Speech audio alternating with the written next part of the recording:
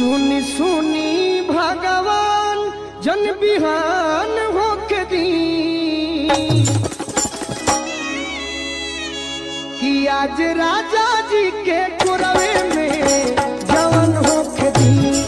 आज राजा जी के कुरवे में जवन होके दी कि आज हो पहिला मिलनवा मिलले सजनी के सजनवा।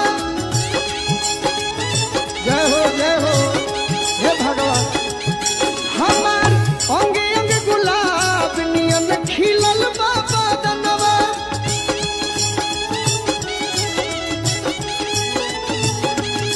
सुनी सुनी भगवान जन बिहान होके दी